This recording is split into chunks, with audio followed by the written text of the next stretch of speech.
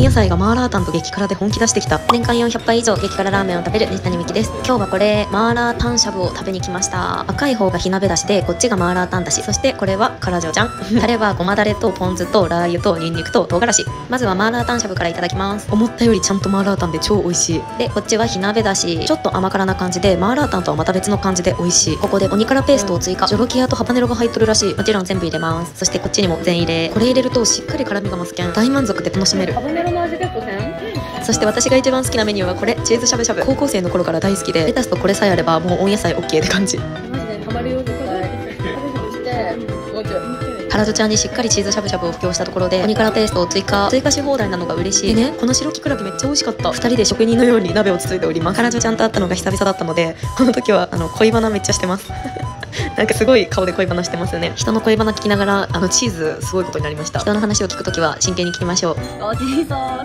でした。